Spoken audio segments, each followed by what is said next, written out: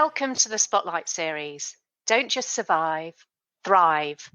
Most of us have experienced challenging times, now more than ever. The key is how we choose to respond, whether we merely survive or thrive. My name is Nicola Steele, founder of JJP Talent Solutions, an Australian IT recruitment company. With over 20 years' expertise, I provide insights on how you can transform your career to the next level. However, we are not just our careers. We are spouses, partners, parents, friends, etc., with a variety of needs and wants. In this podcast, I talk to a diverse range of experts from different professions, such as finance, law, psychology, and health, to provide insights on how you can survive and thrive. I don't have all the answers. However, collectively, we can instill hope, clarity, and inspiration. I hope you enjoy listening.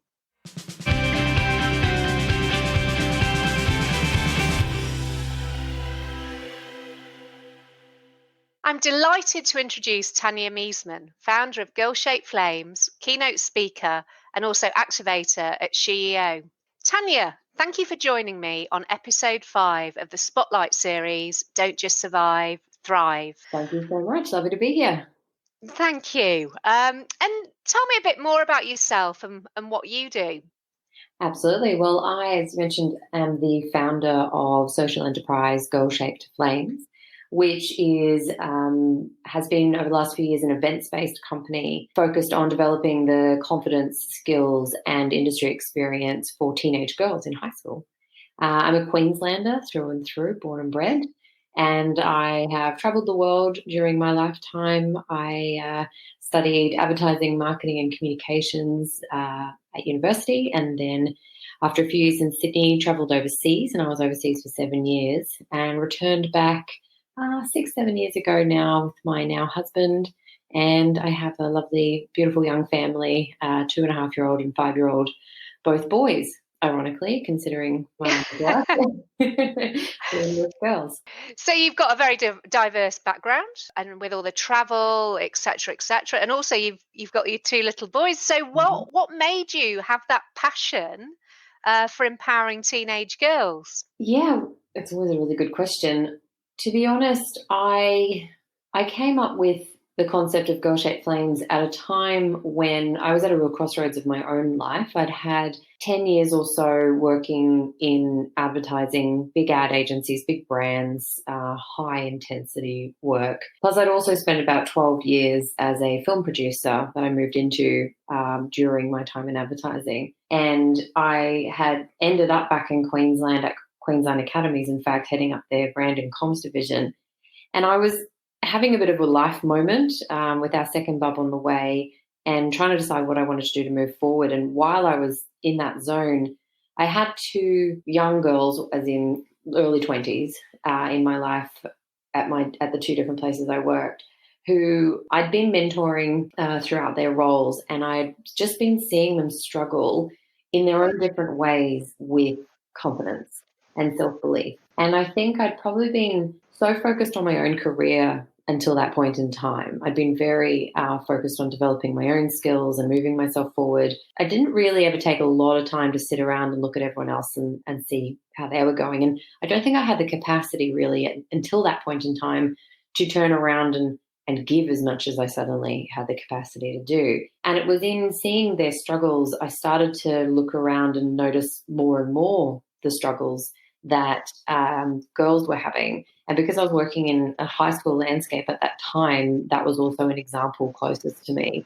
And so it was through speaking with a lot of parents, being head of marketing and comms there, I spoke with a lot of parents and was finding out interesting insights about what was going on with girls' self-esteem, confidence, and self-belief. Simultaneously, I would have people hear my life story and things that I had done. I've always been the youngest at things, the youngest person on the McDonald's account, the youngest person production managing a feature film, and so on and so forth. And so people would look at my life and think, gosh, you're so courageous, you're so brave, look at what you've gone and done. And for me, I'd never really considered that. I never sat around going, gosh, you're brave, Tanya. I'd sort of just gotten on I this. think I always think of you as being terribly dynamic, like a Oh, dynamo of energy. I'll take dynamic. That's a good one. Thank you. But that's it. Like I think I had always propelled myself forward because that's what stimulates me, and I get excited about doing things and moving forward. And people really saw that as this confidence and courage. And I looked around and was like, well, I wonder why that is, and I wonder why I find it easier to a degree, and other people and girls in particular don't. And it was that little nugget that kind of kicked off Girl Shaped Flames as far as wanting to dive into confidence and self belief and dealing with fear and failure and all those kinds of things. Because what I came to finally be able to articulate, when you have the thoughts in your mind, but you can't quite put your finger on what it is you're actually trying to get to. And I finally All the got to it. time. Yeah. And to be honest, I only got to it probably about 2 years after starting Girl Shaped Flames. But really, once I got to it, it was about the fact that you want to be so proud of your life. You want to be proud of yourself when you get to any point in your life. You want to be able to look back and think, I did really well. I handled that well. I, survived and thrived well. I have made good choices, or I've dealt with the choices that were not so good in a good way. And what I really want is I want every single girl to believe that about themselves. I want them to be able to go through all the stages of their life thinking about themselves with pride and with self sort of belief and determination. And if there's anything I could do that would help influence that positively, then it really was a light in the dog park one day when I was walking the dog. And it was a lightning bolt where I just thought, I have to be able to help them somehow. They have to understand and see how rich and fulfilling and amazing life can be if you can find that courage and that's where the fire in the belly analogy came from. If you can find that fire in the belly and you can fan those flames, then you really can do anything you set your mind to. So I already had one little boy at the time, and it was interesting. The day that I sort of visualized Girl Shaped Flames, we had not yet found out the gender of my second, what was to be little boy. And so I must admit, I was sitting there in the dog park, rubbing my little 4-month pregnant belly, going, oh, it's a girl. I've had this epiphany because I'm having a little girl. And oh my goodness. And it must have been about literally the next week we went for the 20-week scan, and we said, oh, we want to find out the gender. And the lady was like, oh, yeah, you can see it there. I was like, you can see what? She's like, just there, you can see it. And I was like, oh, okay, but I thought it was a girl. But what's so beautiful about having boys, sorry, this is going off on a slight tangent, but what's beautiful about having boys in the landscape I'm in is that what's really interesting to see is how their perception of girls and understanding of girls is being shaped from such a young age. My eldest is 5.5. So what I really see being blessed with 2 boys is it's now my opportunity to raise 2 men who will understand the equality between men and women, and that girls are really equals for them to work with and, go and problem solve with and change the world with together. So, yeah, that's how I ended up running Girl Shaped Flames. That's, I've known you for over a year now, and obviously know some of the story because my eldest daughter's been a Girl Shaped Flame. But that's a really beautiful story. Thank you for that, Tanya. It's really, really lovely to hear that. And interestingly, actually, the Girl Shaped Flame, eldest daughter, is at one of the Queensland Academies who you were the marketing and comms person for a few years ago. Yeah. So she's nearly 15. She spends a lot of time in her room at the moment. Mainly she appears for food, drink. So it got me thinking and talking to you as well. We're all experiencing this crisis in a different way. But how are teenage girls perceiving, understanding, handling this situation at the moment? Yes, well, look, from the conversations I've been having with the girls and their parents, there's obviously a varying degree of experience that they're having, and it really also comes down to the personality of the girl as we make our way through the crisis.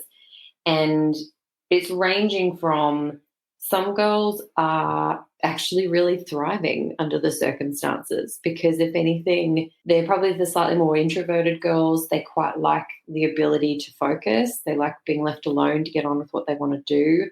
They like not having the pressure and sometimes the stress that comes with going to school every day. If you're not someone who's particularly one of the more open and engaging personality, if you're not one of those people who needs friends, the extrovert kind of need the social capacity. Yes. So some of the girls I've been speaking to in that capacity have just really enjoyed it, and they're taking time out and they're playing in the backyard that they haven't done since they were younger, and they're connecting a bit better with their family members, and they're getting more time with their mum. And there's some really, really positive things coming out of the experience for them.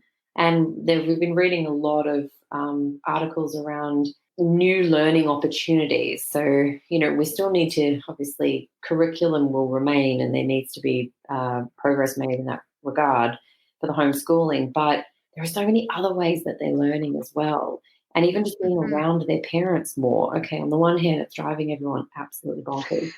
But on the other hand, imagine what they're learning through osmosis from the parents. Imagine how they're listening in on work calls and they're hearing negotiations at play, and they're hearing subsiding big personalities at play, or coming up with ideas and being creative. So I think that there are some girls that are actually really thriving under the circumstances. Then there are other girls where, and teenagers in general are incredibly, and all humans, but teenagers are heightened social beings who need that connection. And it's easy to take for granted the fact that they have access to that connection through the internet and through their social channels and things like that. But we all know that the physical experience of being social, the physical experience of being in the presence of another person, of reading body language and hearing voice tone and being able to feel an energy from someone, that really feeds us as human beings as well. So there are girls that are also struggling because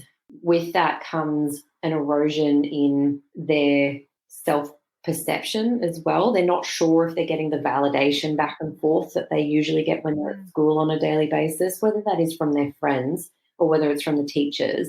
There is a fairly consistent validation process that goes, yes, you are funny, or yes, you're nice, or yes, you're smart, or yes, that was a good thing you did, or whatever it is.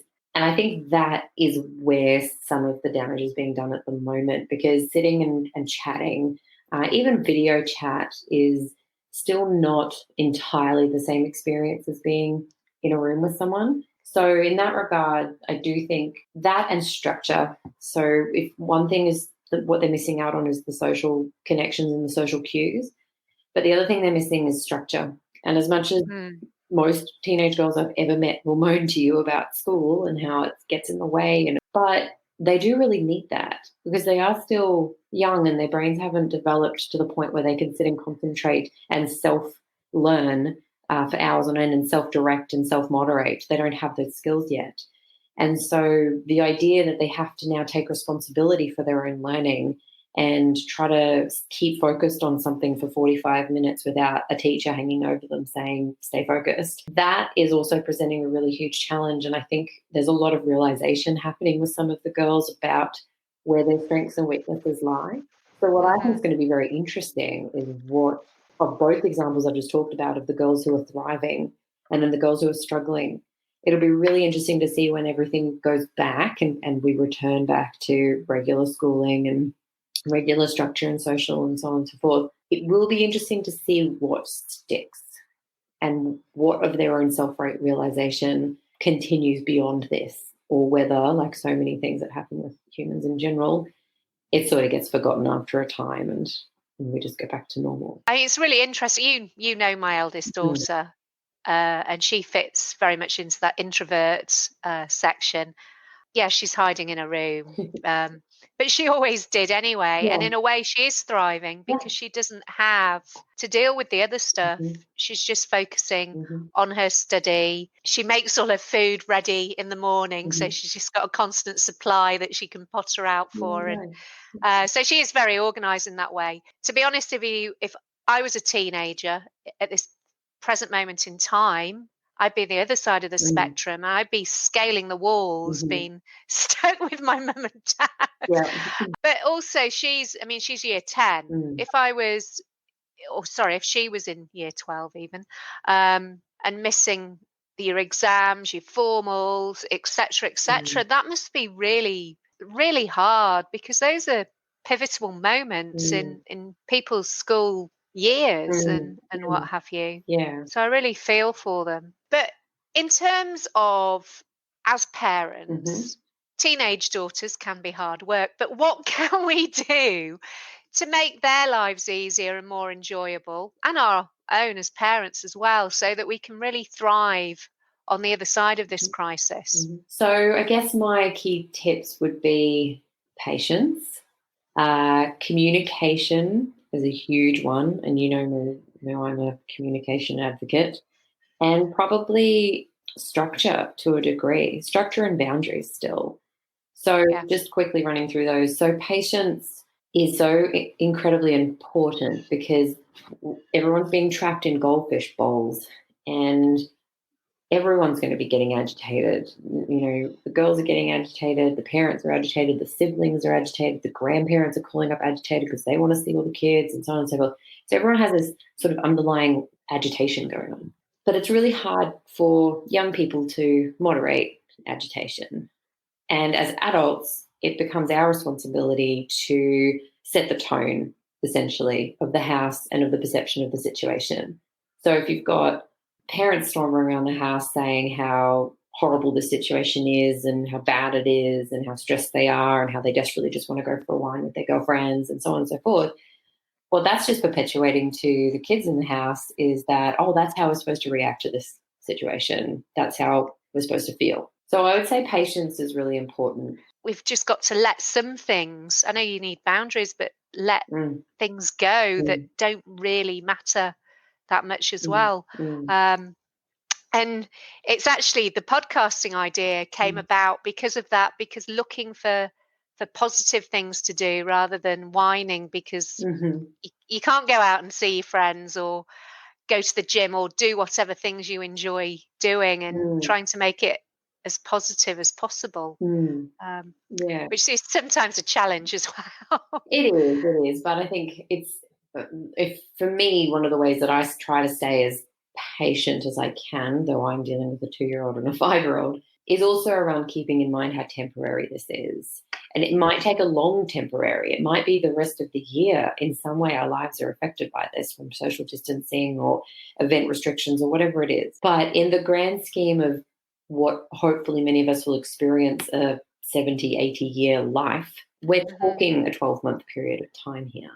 And so anyone who's experiencing anything that is negative right now but will not be negative anymore once we're through this, that's the mantra, is that this too shall pass, this is temporary, we're just going to get through the situation day by day, and we know that there is an end in sight. We don't know when that end is going to be, but there will be an end, and there's evidence already around the world to show that there is progress being made, so that's really positive. So as parents, really, you just want to be setting a vibe within the house that's about that. It's about, being patient, positive thinking, and so on and so forth. So that kind of goes with the second one I mentioned, which was communication. So I come from a communication background, and I'm incredibly passionate about the power of communication. Now, anyone who's listening who is a parent of a teen has all just simultaneously rolled their eyes when I've said communication to do with teenagers. But I'm not talking about sitting down and trying to get them to talk to you and look you in the eye for an hour straight. I'm talking about integrating communication very softly and just naturally in amongst the day. And sometimes you have to hide it a little bit. Sometimes you have to sneak it into a dog walk while you're walking side by side, or washing the dishes, or, going in and folding up their washing actually like on their bed with them instead of over in your room and bringing the pile in. But communication is so incredibly powerful and therapeutic. And they won't come to you generally. That's the general rule of thumb as a teenager. Don't show your weakness and don't go to your parents for anything. So if you can find ways to just very sort of gently crack that door open for them to speak to you, you'd be really surprised to see what comes out. You'd be surprised to find out, how do they really feel about the situation that's going on? How do they feel about what's going to happen with their schooling and their grades? And, do they feel like they're missing out on stuff, or are they actually really enjoying it? Or what plans do they want to make for next year when all of this is kind of passing as best it can? If you can do that, what that does is it not only helps them process, it gives them an opportunity to process in their mind what they're actually going through, instead of just sitting in their heads and, running the cyclones. They can sit, like any of us, you can sit, you can process while you talk it out. But the second thing it does is it really just builds that connection between the two people, in this case, the parent and the daughter. And that connection's incredibly important, not just during COVID-19. That connection is so important during all of their teenage years. So if you can continue working on that, because what I've been seeing in some of the conversations I've been having is that as parents, we're really wrapped up in what we see to be the bigger crisis. We're losing our jobs. We don't have income. What happens when they start making me pay my mortgage again? When will we ever be able to service the car that's about to fall over and die? Is my husband going to lose his job? We're so wrapped up in that it's really easy to go days without even having just a proper conversation with your child. And they notice it. We don't notice it because we're running around thinking we're trying to solve all the big problems, but they know that they're secondary now, because this has to come first. So I just can't stress enough how important it is to just try and keep communicating. Don't force it down their throats, but try to find natural opportunities to communicate. Absolutely. And you'll think Jess's her life revolves around food, but I find breakfast time and lunchtime is a good time. Yeah. And sit round a table. Yeah. You're not forced to have a conversation, but you're more likely to have one because you sat down proximity in that kind of position. Yeah. And it's funny, her younger sister, who's primary school age, oh my goodness, she never stops communicating. Even the dog's ears are starting to bleed with all the communication she's doing. But anyway, that's a different story. That's it. Watch that possibly die down as she hits her teens. The final quick thing I had there, which yes, I've actually totally forgotten what my third one was. Patience, communication. Structure. So structure. Yes. As I said before, one of the things they've really lost is structure. Now, I think it's an interesting one to navigate, because on the one hand, we do need to be gentle on ourselves that we're not trying to keep operating life exactly the same way as it was when we had the resources at our disposal to have that structure. So we had schooling and extracurricular activities and after school care and all those kinds of things which helped us maintain that structure. That's all gone now, at least temporarily. So we can't expect ourselves to enact our days in exactly the same way.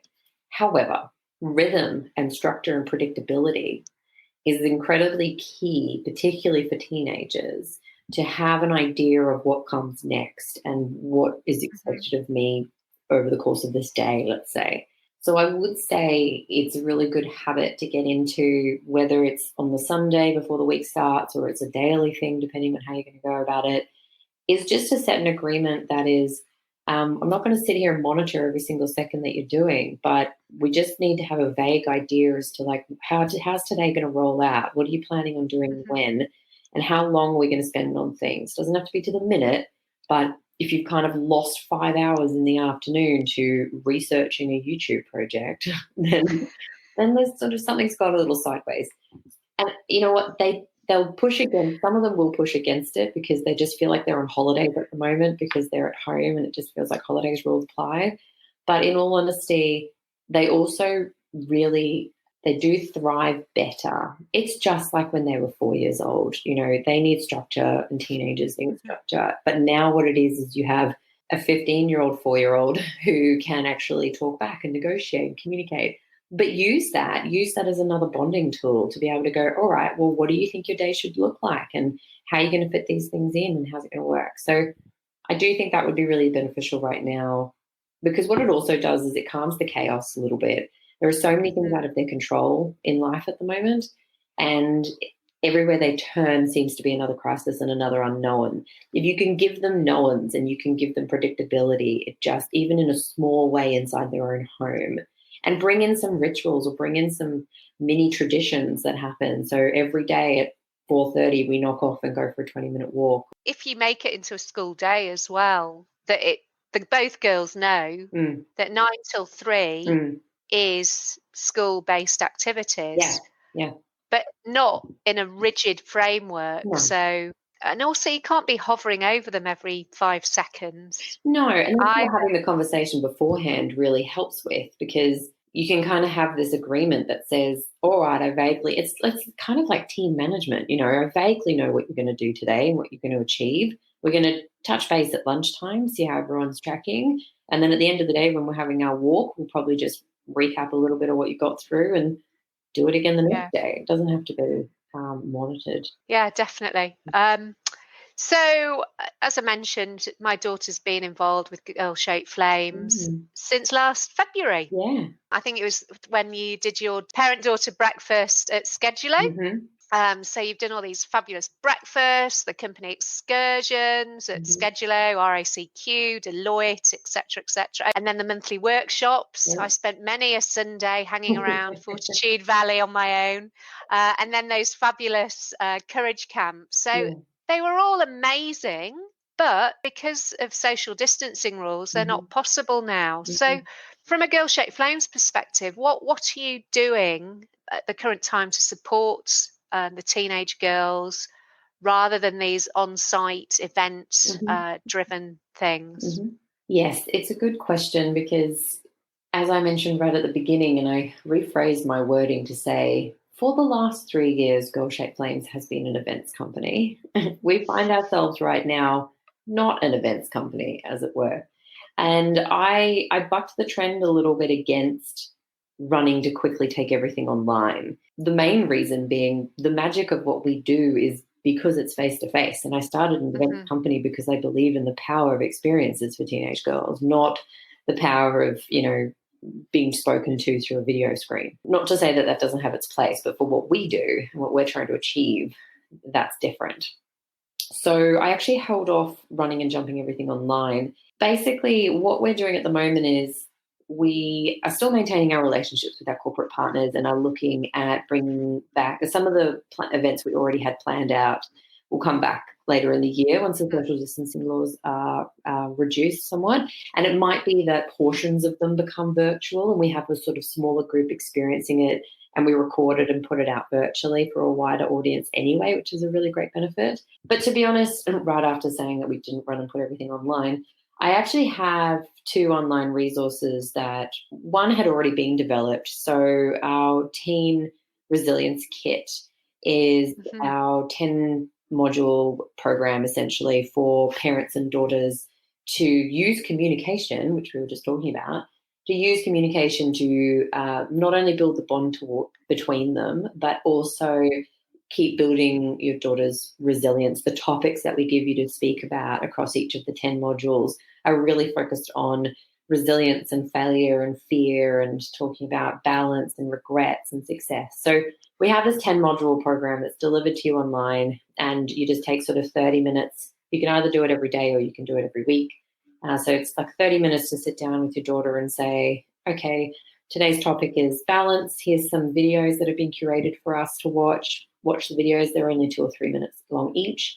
And then sit and actually use our discussion points that we provide with the kit to sit and talk about it and have that connection. And the feedback we've been having so far is that you start like that and then you find yourself, an hour later talking about something completely different because you've ended up on this little rhythm that you've gone on. And that the things that the parents are discovering about their daughters they never even knew, especially around mindset, as well as the girls finding out things from their mums that they never knew, because now mum's suddenly got an opportunity to tell a story about something she's experienced in her life.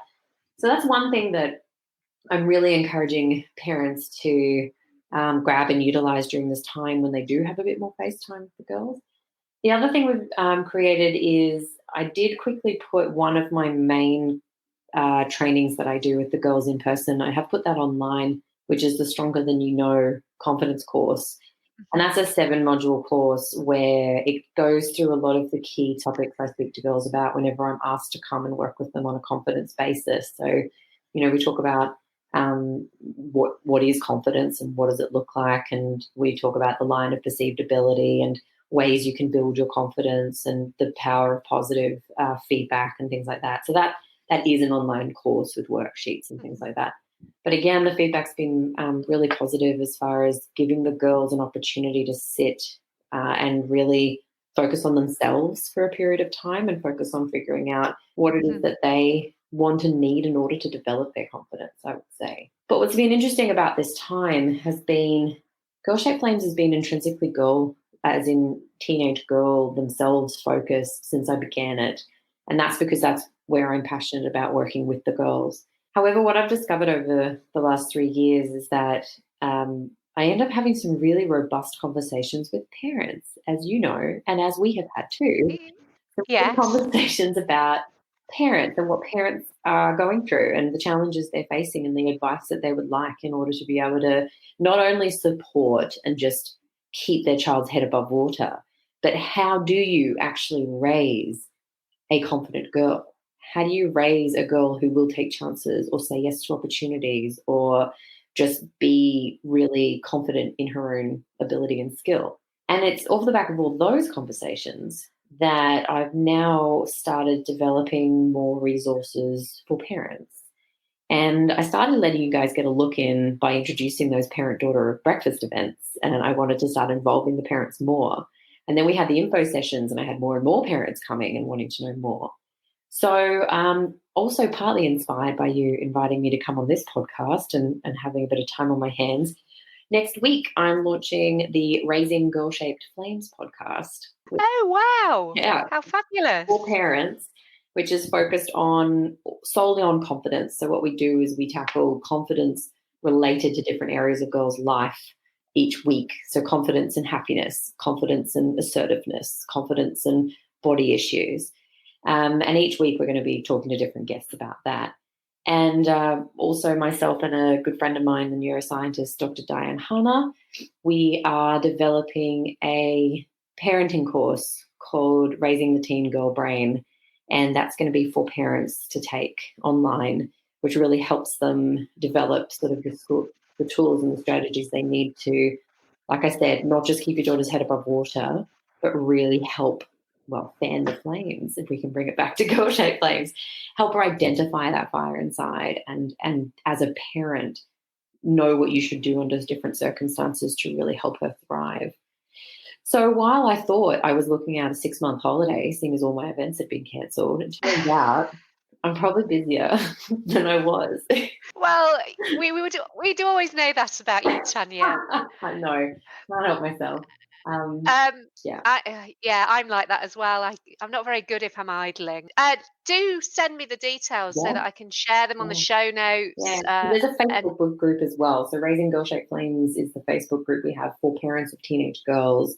And in there, we're having some more private, robust conversations about parents who are struggling with trying to encourage their daughters to be braver and more courageous. Yeah, I joined that last night. Yeah, I saw.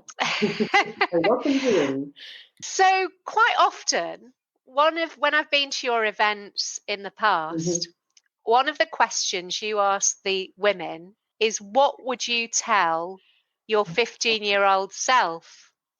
So I'm going to turn that question on you, Tanya. Yeah. So if you were 15, like my daughter is in a couple of weeks, and you were experiencing this current crisis, what would you say to your 15-year-old self? If I'm 15 now and experiencing it, because if I'm 15 back in the 90s and experiencing it, it's very different because we don't have social media and information overload and things like that. So I would probably I'd be suffering, incredibly suffering on the social front because I wouldn't be able to get a hold of my friends except from the landline. But if I was 15 now and today and having to deal with it, I would say my biggest challenge I would face would be overload of information. And I think that my advice to myself would be and I've said this to the girls earlier when this was happening, is find the sources of information you're going to trust. pick a couple of them and just listen to those and try to limit it. And then beyond listening to information that's coming in, then just try to have conversations with, again, 1 or 2 trusted people. It might be a parent, it might be someone else.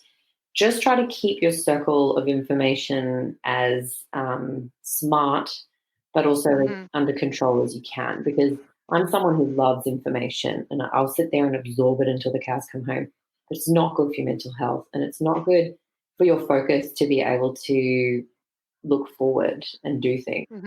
The other piece of advice I gave the girls, which was intrinsically designed for me as well, and I went on to follow my own advice, ironically, is get a project. So we all need something to focus on in order to take our attention away from just going down the rabbit hole. And my advice to the girls a few weeks back was get a project, get something, whether it's an art project or setting up a web page to save the dolphins project, like whatever it is, get a project, break it down into steps. Say which bit of it you're going to do each day for the next 10 days or 30 days or whatever you want to do, but give yourself something not only to focus on, but something to feel productive. Because I think another challenging thing, especially for my type of personality, is that I have to feel productive. And if I'm not, it's a really slippery slope for my own mental health. So if you can pick little projects that will give you little wins along the way, you're going to keep being productive.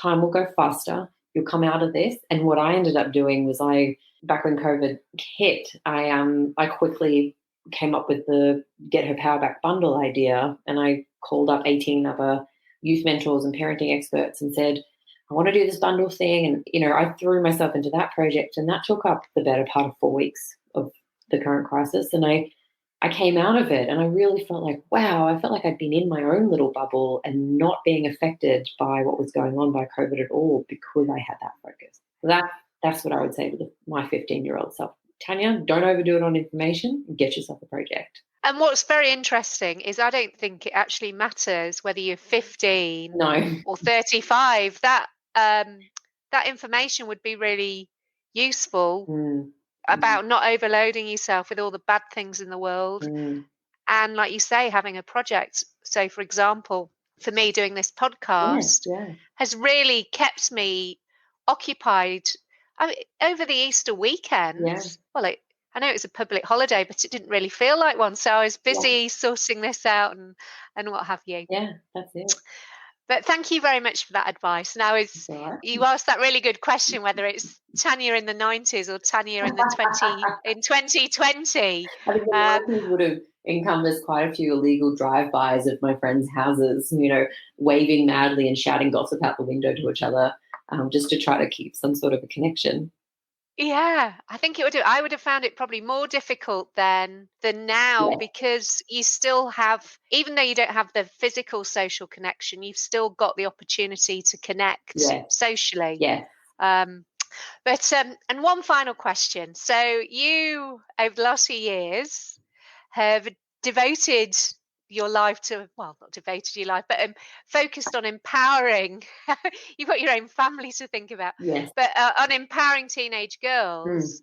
And yet, as you've said, you're a mum of 2 young boys. And since I started this podcast, I've been asking about what topics people would be interested in hearing about. And one of them is about homeschooling primary school age children, which I've got a year 5 primary school daughter as well. So she's a little bit older. You've got a preppy. I have, yeah. Which is obviously a completely different situation to a grade 5 type person. So what top tips would you give for working from home and homeschooling a young primary school age child? My God, don't do it. No.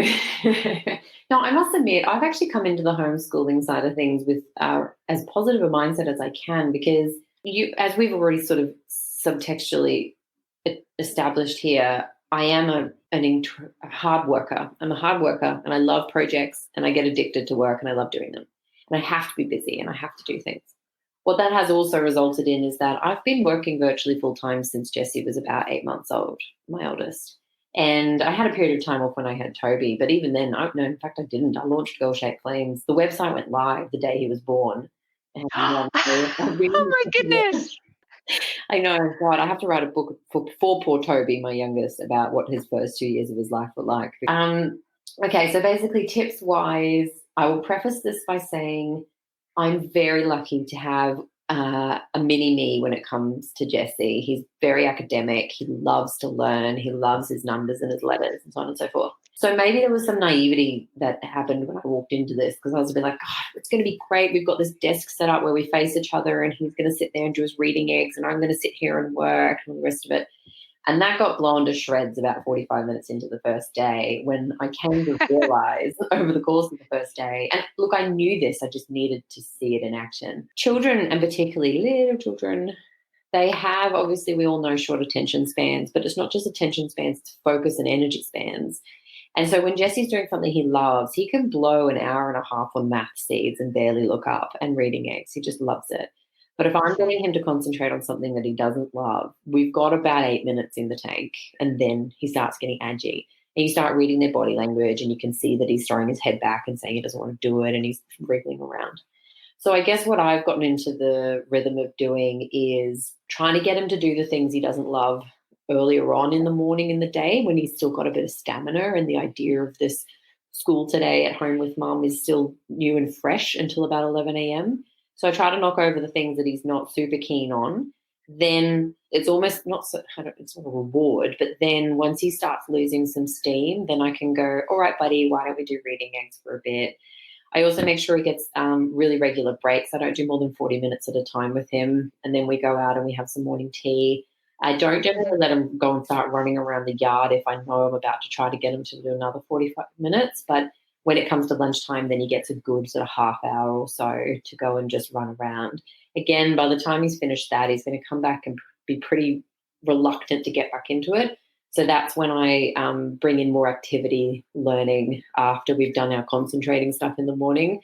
I do more activity-based things. So we went around the house yesterday and made the alphabet out of objects that started with the letters. So an apple and a button and a cup and a whatever. We laid them all out on the veranda to make a big alphabet.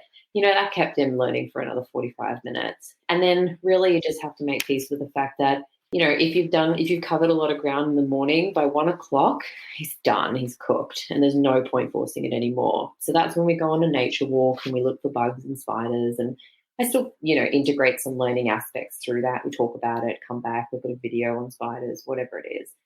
But the thing I've learned with him and little people is that you just have to go with their focus and energy and figure them out as the child, as to when do they work best and when do you lose them. And by God, don't push it if you've lost them. Like if they're gone and they don't want to, they're not going to focus and do it, it's so not worth anyone's emotional stability. Sit there and be like, we're going to get to the letter Z. I mean, we gave up an N because that's as far as we get on the alphabet. There's no point. But I would say that, and you know what, that it's so interesting because that is the same for teenagers, is that teenagers will be able to focus for longer, but all of those things still apply. If it's stuff they enjoy, they'll do it for longer. If they don't want to do it, they'll kick a fuss. And they all have, you know, the Pomodoro technique is based upon the understanding that we only have about 20 minutes. You have somewhere between a 20-minute and a 45-minute focus span. And once you understand your own rhythm, you work to that rhythm and you take breaks in order to fit that rhythm. So it's the same kind of thing that applies. You just bring it down to a 5-year-old. Absolutely. Now, it's funny, my youngest child, who's a bit of a wild child, full of energy. Yeah. Do you know what she loves? Embroidery. No. If I give her an embroidery set, she'll sit there quietly for 45 minutes. No. She looks like some kind of Edwardian lady doing her needlework. And she says as well, she knows it. She goes, what I need is a nice embroidery set to calm me down. Thank you very much for sharing all your insights, advice, your story and everything, Tanya. You're so welcome. Thank you.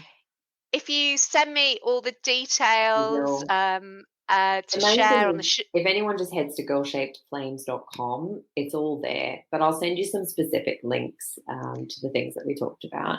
Yeah, that will be fabulous. And is there anything else that you'd like to share at all? Not really. Just if I'll probably take the opportunity to hammer home that last point about communicating with the young people in your house or world at the moment. Just find a way to just exchange a couple of sentences, and they can be banal, they can be about the texture of the spaghetti tonight, but whatever it is, just keep that channel open, because girls in particular connect through communication, and you really have to have that there. If you expect she's going to come and talk to you about anything more dramatic than the texture of the spaghetti, you have to have that conversation first. So yeah, and also I think finally, like, they're going to be okay. I think that's the other thing. A lot of people are getting very worked up about how dramatic this is going to be on their lives and how affected they're going to be and what's the world going to be like for them moving forward. But we forget that we're all adaptable creatures and human beings, and the fact that we have social support and communication and family means that they are going to be okay. And as long as we can keep all of these things up that we're going to help support them with, they're going to be fine. That's great. Well, thank you for that positive final note.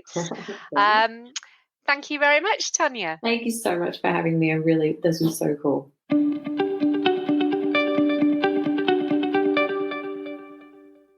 I hope that you enjoyed this episode. Please remember to subscribe, rate, and review.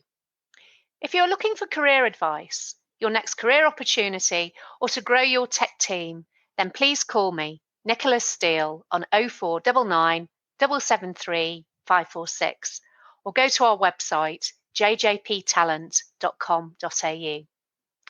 The Don't Just Survive, Thrive podcast is part of the Spotlight series, which includes the YouTube channel, Spotlight on Software Development. If you want more insights into the software industry, particularly tech startups, then subscribe to the Spotlight on Software Development YouTube channel. Thank you for listening. Until next time.